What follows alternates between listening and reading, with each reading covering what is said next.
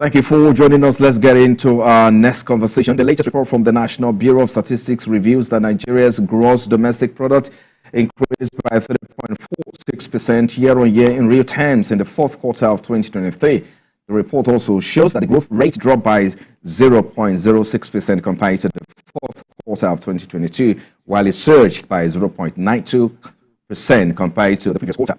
The growth rate was mainly driven by the services sector, which recorded a 3.98% increase and contributed 56.55% to the aggregate GDP. While the agriculture sector grew by 2.1%, the industry sector surged by 3.86% year-on-year. On an annual basis, the GDP grew by 2.74% in 2023 compared to 2022.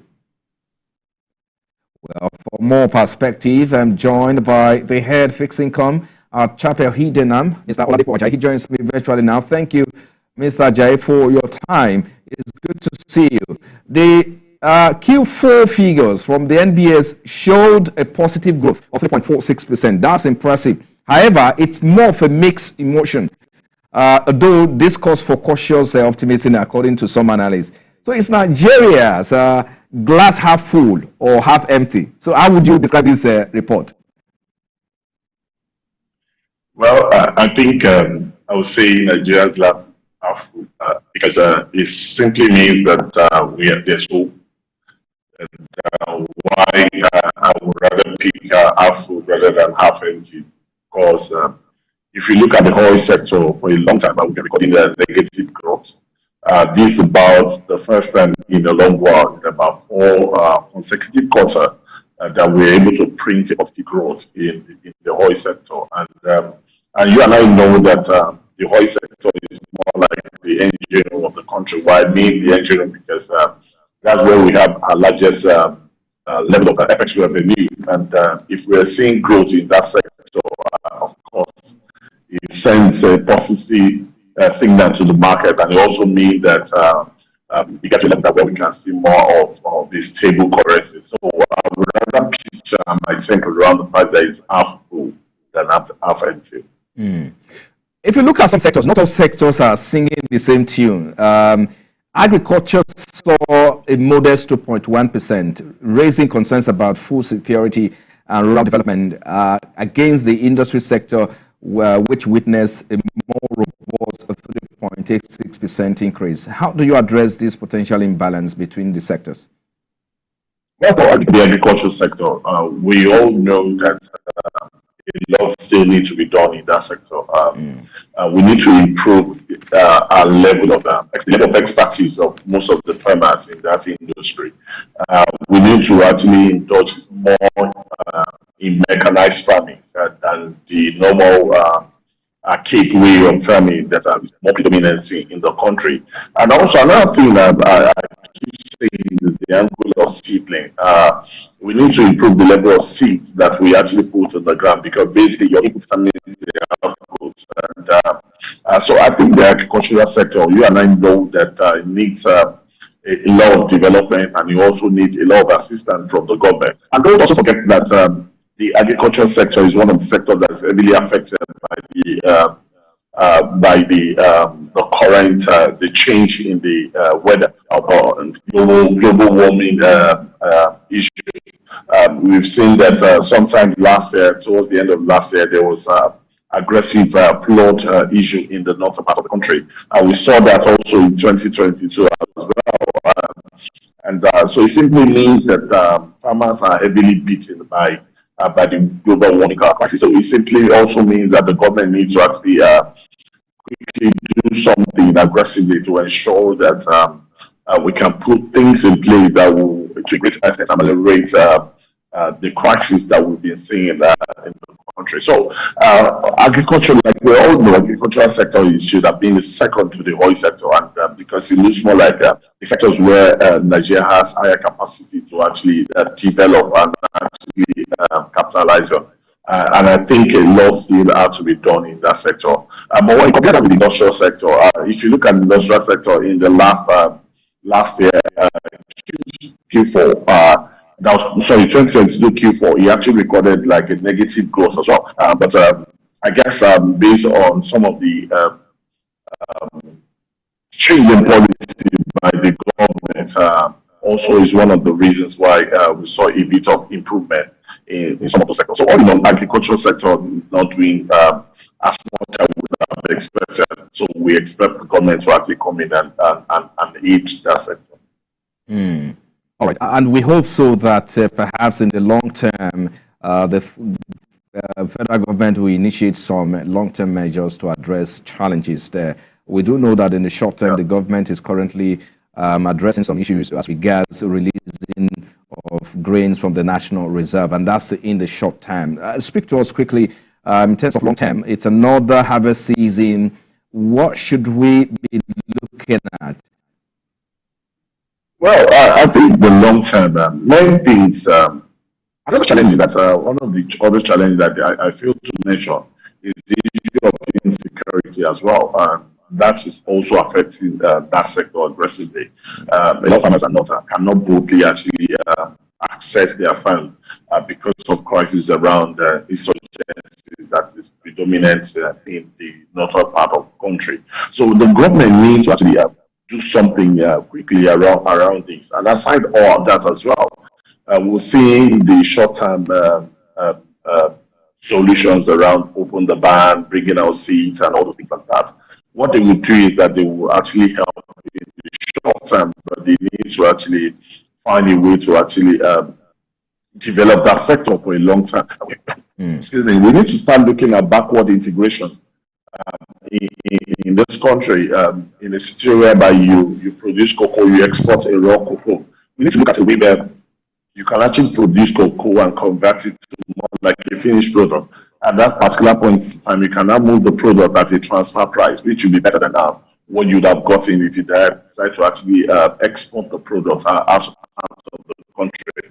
So the government needs to work around, ensure that there's this symbiotic relationship between the industrial sector and also the agricultural sector, so that at the end of the day, it will be win-win for both segments of the market. And also another thing is the fact that releasing funds into that sector, that is very necessary.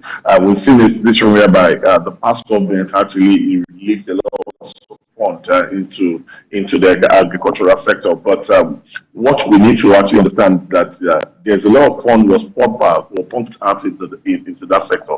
But the issue with implementation is what a lot of people actually question. Who are you giving the money to? Did the money finally get to the final user or the final farmers that are actually so much in need of the funds, or we just gave funds to people sitting on the shine office. So I think we also need to actually work around that. Also, education, we need to actually educate farmers better. We need to actually educate farmers in a way that they can actually farm, in a way that they can plant seeds, and in a way that they can actually manage their farm in a way that will bring out better productivity than what we are currently seeing in the country. So I think a lot needs to be done by the government around this so as to ensure a sustainable growth in that sector. Indeed, we agreed a lot needs to be done, especially now that it's the farming season. But let's look at the impressive growth recorded in the industrial sector at 3.86%. How do you see these gains translating into job creation and improved livelihoods for Nigerians? And seeing that the unemployment rate increased significantly to about 5% in the third quarter of 2023. Well, I think that this is one of the reasons why you were starting the show. You said, would you describe this as half full or half empty? I think this is one of the angles where we need to, we don't need to celebrate too early. A lot still needs to be done in this sector, in the industrial sector. A lot of people are still, a lot of companies are still facing a lot of challenges. You look at companies actually posting every FX loss in their books, and I think one of the reasons why we see is more like most people are able to actually increase price within this period, and that's actually improved the level of activity in terms of in that sector. And I don't think it's as a result of aggressive improvement in the industrial sector like that actually brought us to this level. A lot still needs to be done in that sector, and for us to have sustainable employment growth in the country. Like you mentioned, employment rate has grown to 5% as we speak. So it simply means that a lot has to be done by the government to ensure that it supports all these sectors, industrial sector, manufacturing sector, the telecom, and all other sectors that the government knows that they're actually contributing aggressively to the bottom line of the country, so as to ensure that they can continue to operate and not only operate, they have capacity to expand, and as they expand, it gives room for need of more people to actually work in that sector, and that will actually lead to employing people and bring a lot of people on board to actually work within those sectors. So the government need to do a lot around this, and that's sincerely speaking, and that's why I keep saying that the main duty of the government is not participating in businesses. The main duty of the government is to ensure they propound policies that are market friendly, policies that can actually attract investment. They need to actually ensure that they provide infrastructure. They need to ensure that there's security. These are some of the things that government needs to do, and the government needs to continue to do these things. What it will mean is that it will attract more investment. As they attract more investment, we'll see more growth across board. As government continue to provide infrastructure, it will improve the level of productivity of most of the sectors. And at the end of the end goal is that we'll see a better growth than what we have seen in the past. Let's look at the need to sustain this positive trend and a trajectory. What are the potential risks and opportunities ahead? That's one. Let's also look at the fact that why the 2.74% annual growth rate is higher than the 2022 is still fall short of some analyst expectations. So what are the key challenges that you think may hinder growth in the coming days? Of course, what we hinder growth is something that we're all seeing every day, and that's FX. Because a lot of companies are finding it very difficult to actually access FX. And even those that are actually accessing FX, they are accessing the FX at exorbitant rate. We've seen the company actually downtrading in the country. We saw GSK actually leaving the country to actually change it to more like a supply chain into the country, and we've seen some other companies also actually going that line. So it simply means that if we don't do something aggressively around this, it simply means that we'll get to a level where most of these manufacturing sectors will be affected, and the end goal is that it will affect growth aggressively. And if you look at where we were sometimes in September, we were around 770 at the official rate.